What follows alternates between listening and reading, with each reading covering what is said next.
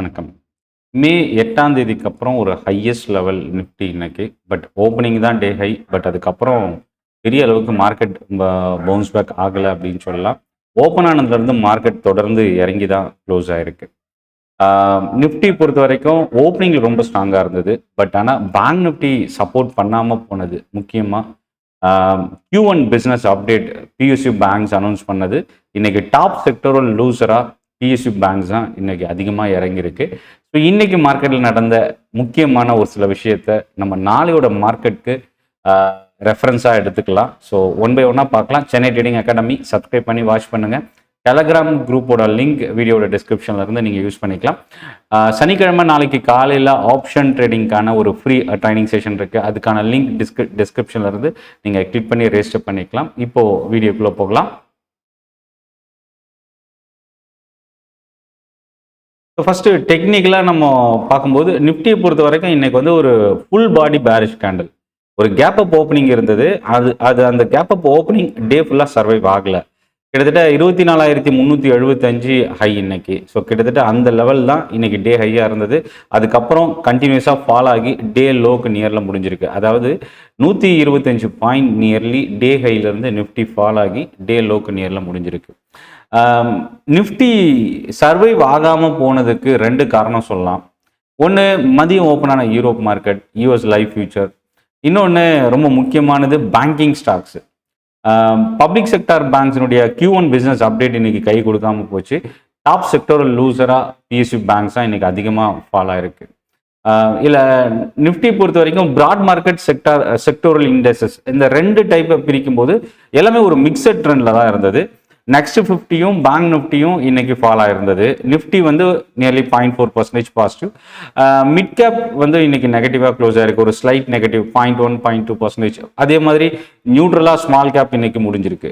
Sector பக்கம் வரும்போது 3 sector தான் இன்னைக்கு ஃபோக்கஸ் இருந்தது, இன்வெஸ்டர் சைட்லையும் ட்ரேடர் சைட்லையும். முதல் sector realty index. Real estate companies நேத்தியோட ஸ்ட்ராங் ரேலி இன்னைக்கும் கண்டினியூ ஆயிருக்கு.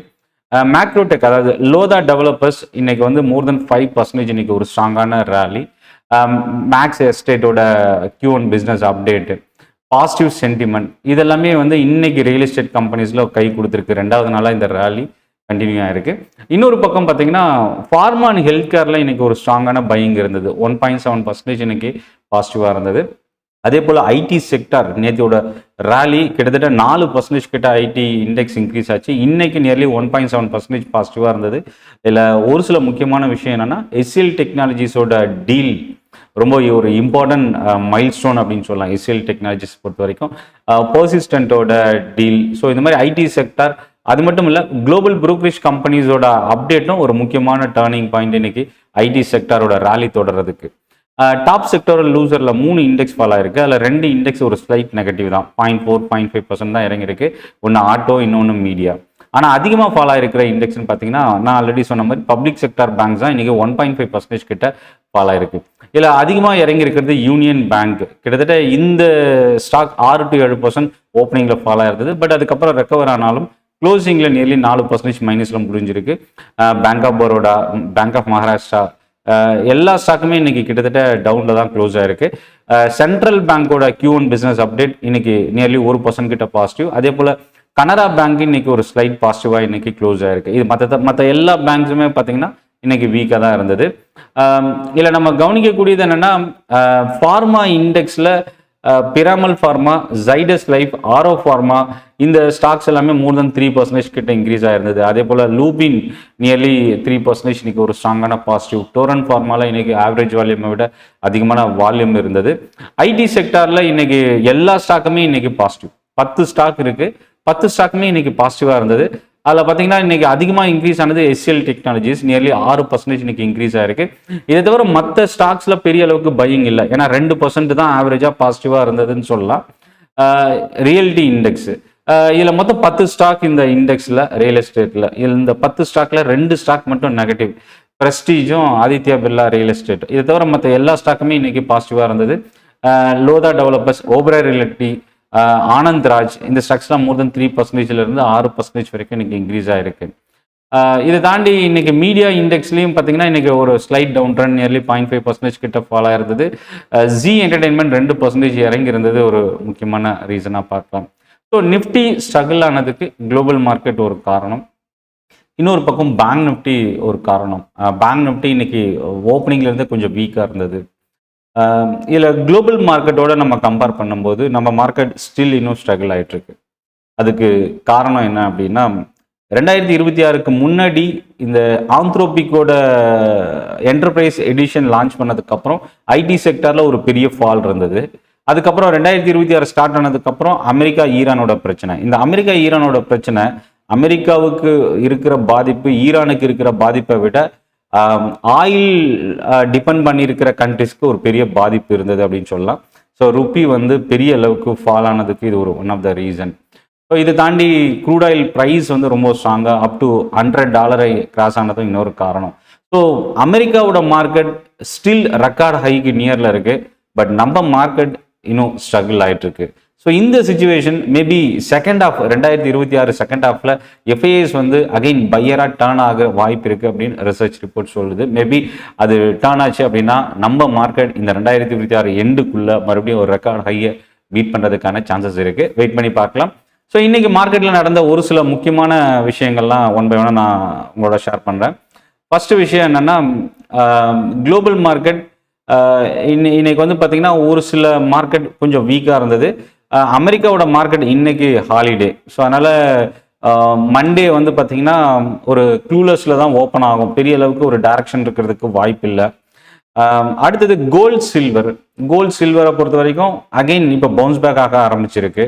மேபி ஸ்டெடினஸ் ரிவர்சல் பேட்டர்ன் தொடர்ந்து கண்டினியூஸ் ஃபாலில் இருந்து ஒரு ரிவர்சல் ஃபார்ம் ஆயிருக்கு.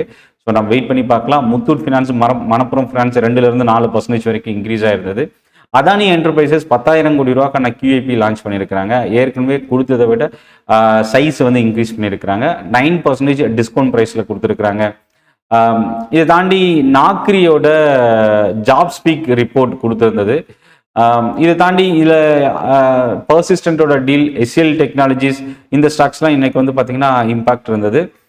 ரியல்டி ஸ்டாக்ஸில் லோதா டெவலப்பர்ஸ் இன்க்ரீஸ் ஆனதுக்கு முக்கியமான காரணம் CLSA வந்து பார்த்தீங்கன்னா டெக்னிக்கல் பிரேக் அவுட் ரிப்போர்ட் கொடுத்துருந்தாங்க.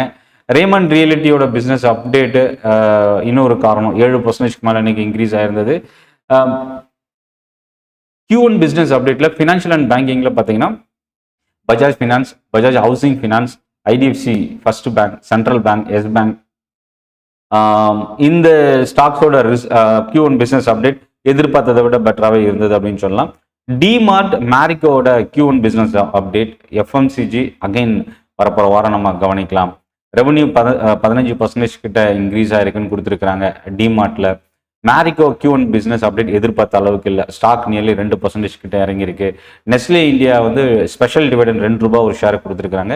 இதுவும் வந்து பார்த்தீங்கன்னா எதிர்பார்த்த அளவுக்கு டிவிடன் அனௌன்ஸ்மெண்ட் இல்லை. இன்வெஸ்டருக்கு ஒரு ஏமாற்றம். அடுத்தது ஹெல்த் கேர் செக்டரில் அப்போலோ ஹாஸ்பிட்டல் ஜைடஸ் லைஃப் விட பார்ட்னர்ஷிப் டீல் வந்து ஒரு இம்பார்ட்டன்ட் ட்ரிகர். அப்போலோ ஹாஸ்பிட்டல் பாசிட்டிவாக இருந்தது. இதில் இன்னொரு முக்கியமான ஒரு மேஜர் மூவ்மெண்ட் இருந்த ஸ்டாக்னா சுமிடோமோ கெமிக்கல்ஸ்.